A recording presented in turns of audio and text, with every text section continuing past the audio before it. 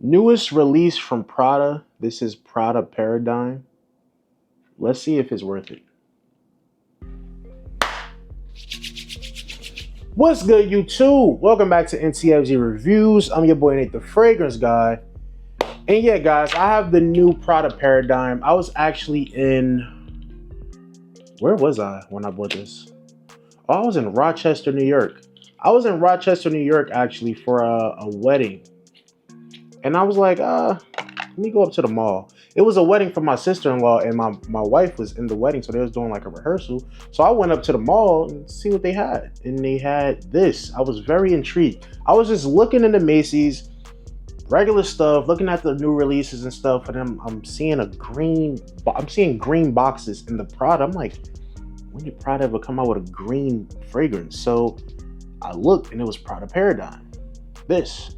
And if you know, Prada has a women's release, it's Paradox. So I guess the Paradigme is like give the pour homme version of Paradox. It's like that triangle bottle. I know we all seen it before. But yeah, they came out with Paradigme for guys. So I instantly actually to smell it, and then I liked it. But I'll just tell you about it. But I liked it, and I didn't want to buy a bottle. So I saw this. So I bought this. It's like $30-something. But I opened it, and it was sprayed a little bit, just a smidge. So I'm like, I get a discount. So she gave me like 15% off. So I got it for like $30, something like that. But Prada Paradigme, I'm about to tell you guys what I get from this fragrance. Is it good? Is it worth a pickup? Let's see. So when I smelled this fragrance in store, I really liked it. And the first thing that came to mind was, like, even now, like, it smells a lot like a fragrance that got a lot of hype these past couple years. But it smells a lot like this, guys. It smells a lot like YSL myself. The EDP, like the first one. I'm getting white florals. From the Paradigme, I'm getting white florals. I'm getting some citruses up at the top, white florals.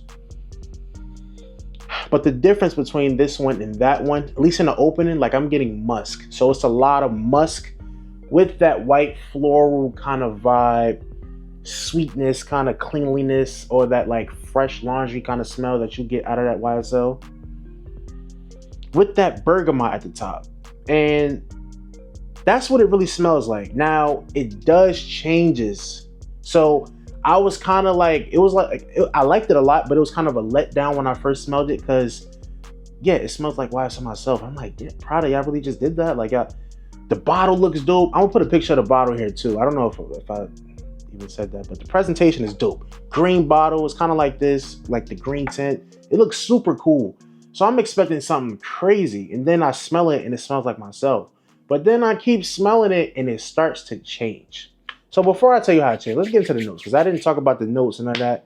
Let's get into what's actually in the fragrance.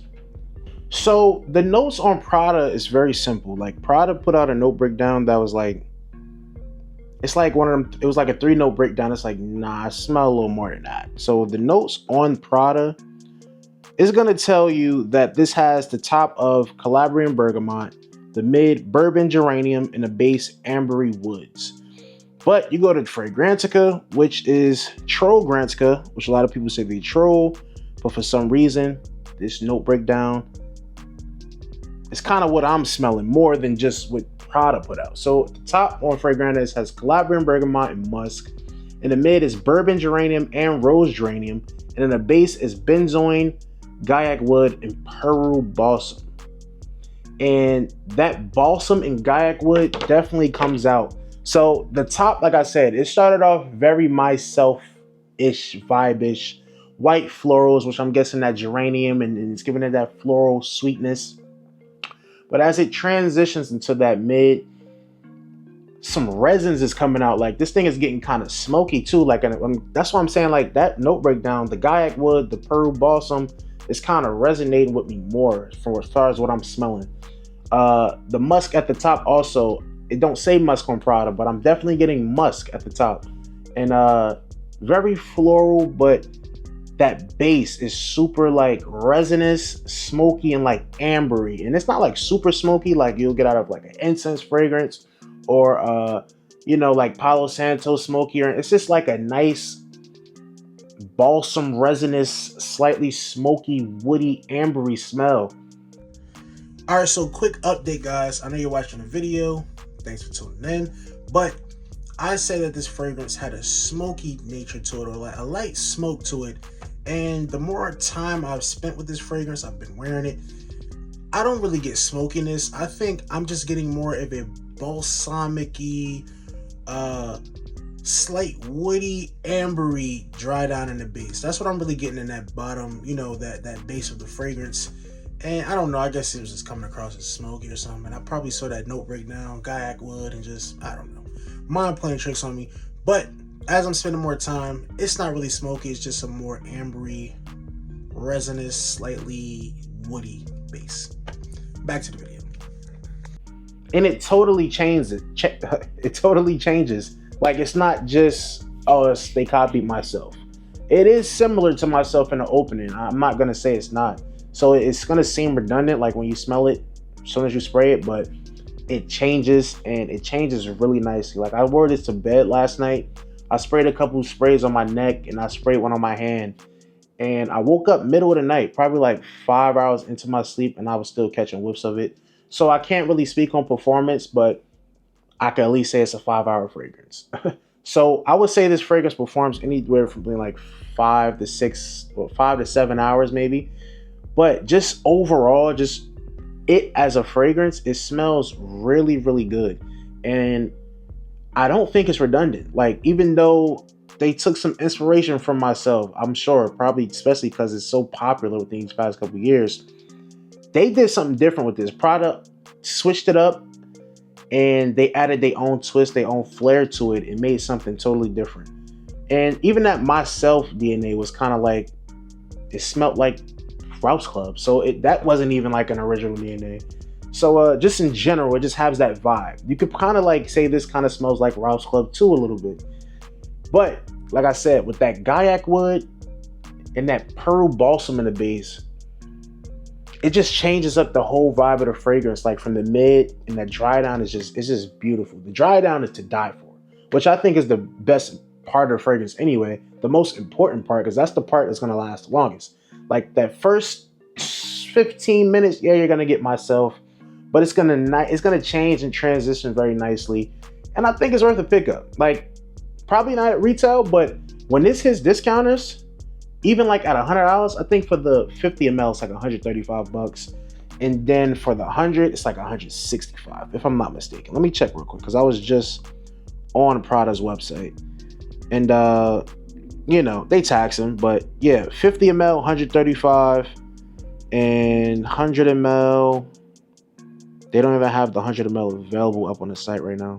They probably do, but I'm not looking at it. But yeah, 100 ml, if I'm not mistaken, it was 165. So pretty pricey, but it smells good, guys. I'm not gonna lie, this smells really good. I'm open to picking up a bottle, and I have fragrances that have this style of DNA, but this offers something a little more different, and I like it. So yeah, to me, it's definitely worth a pickup. Why I say, where would I wear this? I think it's a casual wearing fragrance. You could dress it up though. This could be worn on a date night. This could be worn casually. I wouldn't wear it like an everyday fragrance, just because, like I said, it's fresh, but it definitely gets a little resiny, smoky, ambery in the base, like a woody vibe. This would be like a nice going out fragrance, dinner, night out, casual wear, but definitely not everyday freshy kind of wear kind of stuff. And this would definitely be for like a 3-year fragrance. I would say 4. You could wear this in like a summer night, but it would be more suitable for spring, fall, winter, definitely. Paradigme is good. I like this. I like what they did with this fragrance. I'm good. Like, I see a lot of people talking about it. It's like, it may be like, I'm disappointing. They're saying it's like kind of disappointing with the comparison to myself, but it's like, it's a designer fragrance, guys. You're not gonna get nothing super different. Like, designer fragrances are gonna make things that work. Myself, these last few years, this worked.